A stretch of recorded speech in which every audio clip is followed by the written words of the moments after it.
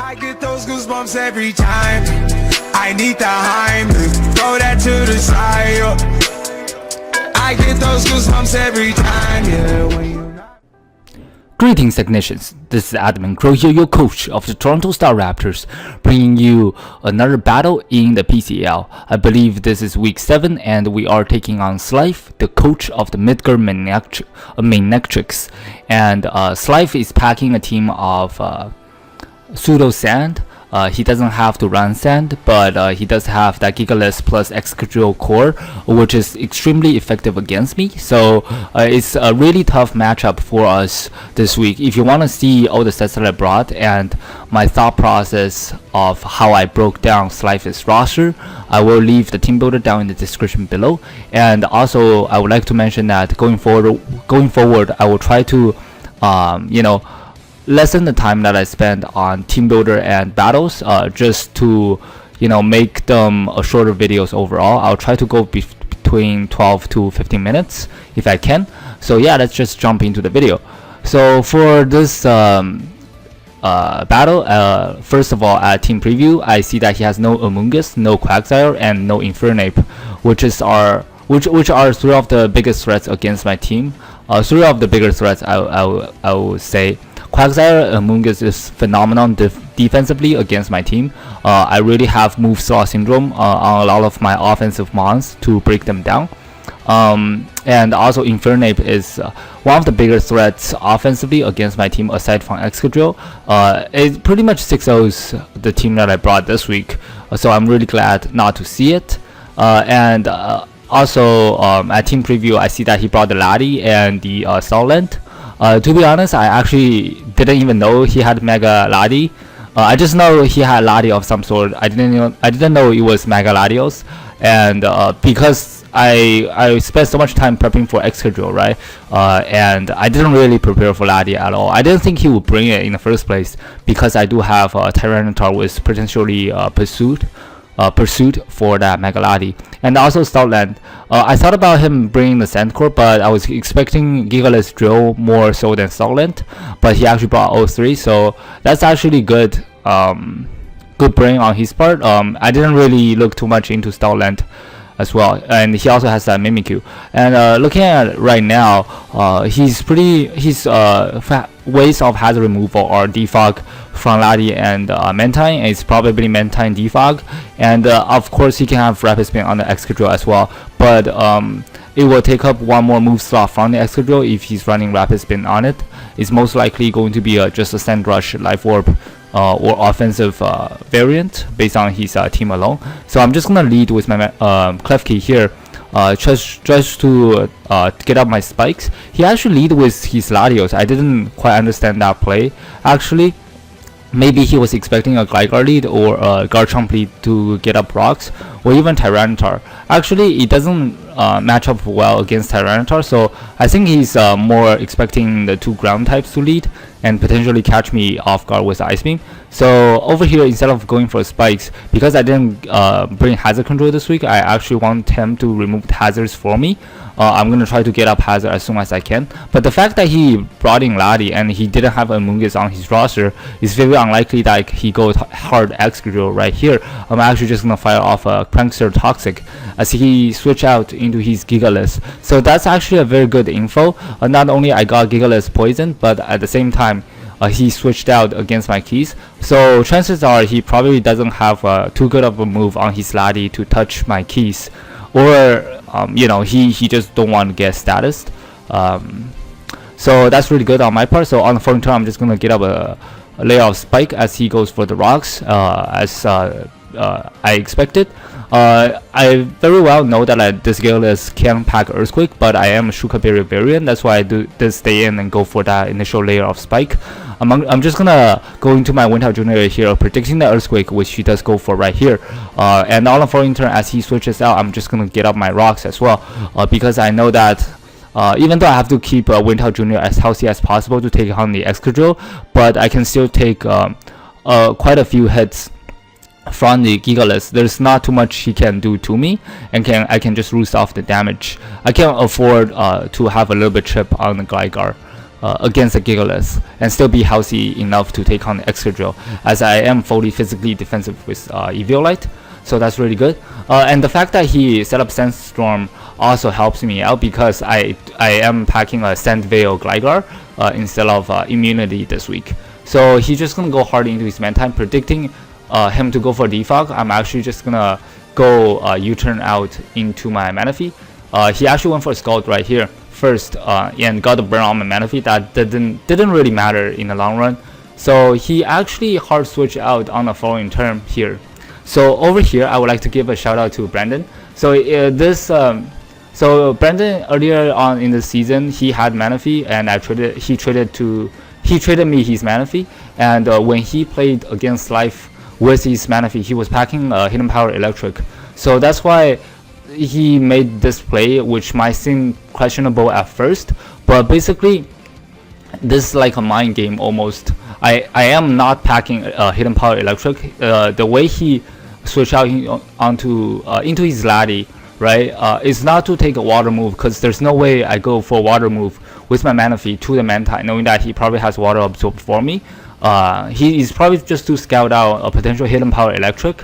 But there's no way I go for it right there. Even if I am packing it, it's most likely that I will go for Tail Glow first and then go for the Hidden Power Electric, and don't want to reveal it that early.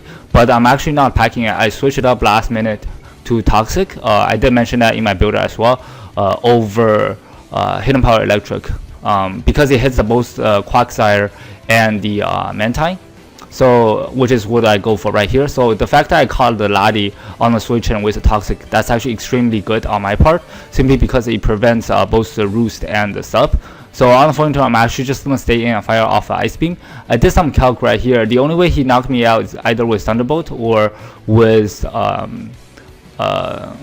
Draco. Side Shock actually don't knock me out from this range. So I'm just gonna stay in and go for Ice Beam to hit it for super effective damage, and just be able to find out what type of Lati he has. And he actually went to his Mimikyu, pulling a double. I don't know what he was expecting, but it's really good on my part for sure. Maybe he was expecting the Tyranitar to come in on the Lati, which does make sense. He can hit me back with a super effective play rough, or just be able to take advantage of it by getting a free switch in and get up a SD on my T-Tar. Anyways, so that's really good. I broke his disguise without just one additional turn of burn damage. I actually stay in and go for a Scald. He actually choked right here and by going for SD. So on the following turn, I can just proceed to knock it out, even though I didn't get a burn on the initial Scald, but I can just 2-hit KO it with a Scald.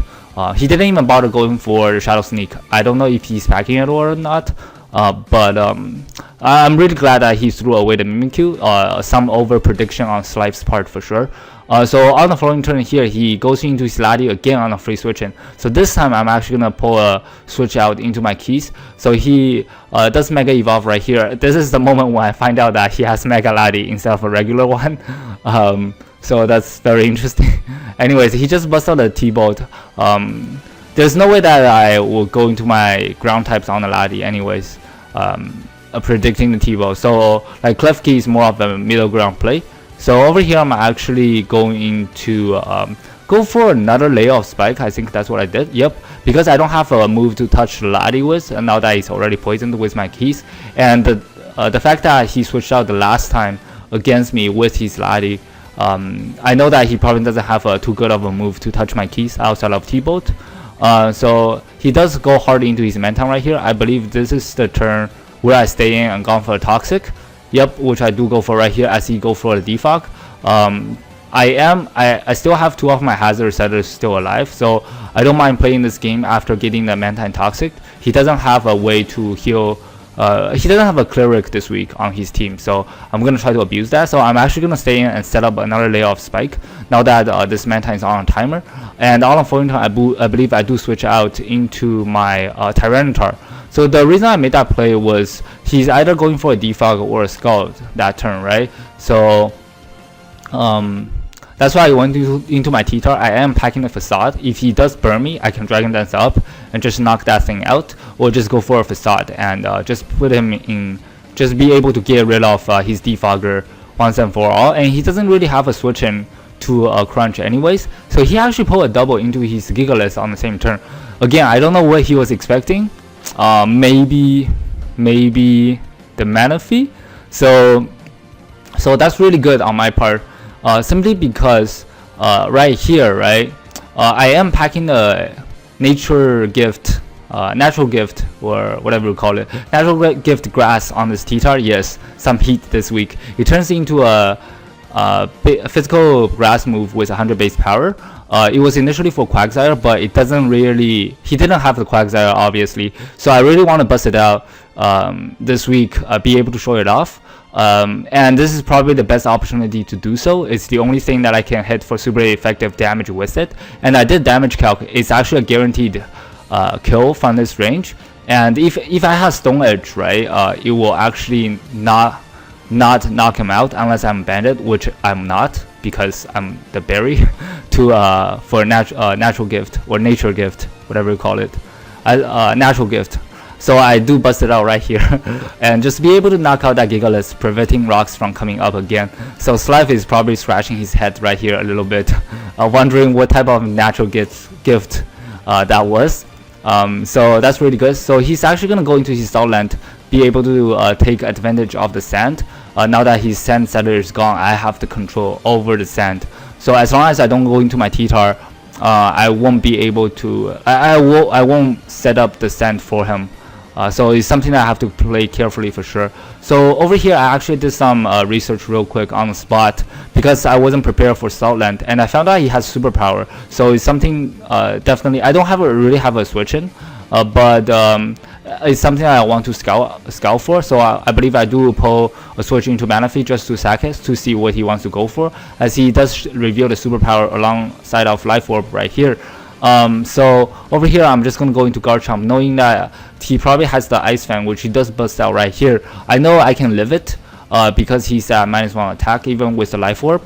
So I actually stay in regular form and just be able to knock it out with an Earthquake. I had to go for Earthquake right there because Dragon Claw is not a guaranteed KO from that range.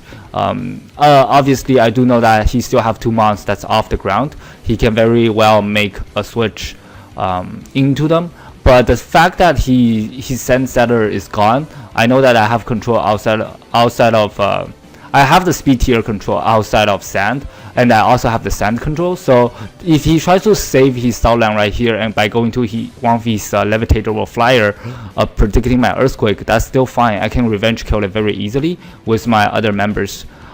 So the fact that I kept it non-mega is to ensure myself outspeed that Excadrill, because I'm not exactly sure if I outspeed the drill in mega form with my investment. So that's really good. I'm just going to stay in non-mega. Another reason that I didn't mega evolve was because I still have that Sand Veil ability on my Mega Garchomp, and I don't really need Sand Force to pick up the KOs right here. So I'm just gonna hard switch into my Gligar to take the hits from the Excadrills or free switching, as I do take the Iron Head pretty well and set up rocks on his switch out, predicting his switch out. And this time I'm gonna go hard into my Meloetta, predicting his defog, which he does go for right here. So this is a perfect opportunity for me to get up a sub, as he goes for a Scald and crit me, broke my sub, and I made sure that my sub won't be broken by a regular Scald, so I gone for it again. So as you can see, it doesn't actually break my sub with a Scald right here. So I'm just gonna go for a Side Shock on the following turn and be able to knock out the Mantine. And he goes into his Lati on the free switch and just go for a T-Bolt. I predicted that and just go for another sub, knowing that he probably go for offensive move to break my sub. So at this point I have to bang on the Lati not having defog. I was letting the Toxic do its thing, and while I try to stall out a couple turns here before I go for the Side Shock, which is the best move I got to touch the Lati with. I don't have any other move to touch the Lati. So I do go for the Side Shock right here. I'm not going to try to preserve my Meloetta. Even though that he revealed Roost, I can still potentially kill the Lati from the range it was at, because the toxic damage was racking up.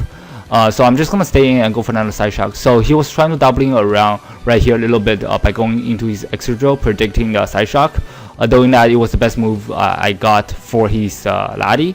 I did crit his extra drill right here. The damage didn't really matter. So he's just gonna go back into his Ladi right here. I didn't want to, I wanted to be able to pick up the kill on drill, so I did go for energy ball on the following turn as he switched out into his Ladi. But the fact that the Ladi is poisoned is not really a stall game he can afford. He's not really going for attack here. He's just trying to roost off the damage, and I think Slife realized at this point there's no way he can recover off the damage. Because the fact that he's poisoned, he's just gonna proceed to break my sub with a side shock and knock my Meloetta out with an ice beam. So it's pretty much GG at this point. Outside of sand, I can just go into my guard chomp and ensure myself outspeed the drill, knowing that he's life orb, and be able to knock it out with an EQ. So yeah, I hope it's not too rushed for you guys, and GG to Slife for sure. This is actually extremely difficult prep for myself. I almost gave up in the end, but I guess the Raptors came through, and we did win a battle that I wasn't expecting to win, honestly. So hope you guys enjoyed, and I guess I'll see you guys next time. Goodbye, technicians. This is Admin Crow here, signing off. See you guys next time.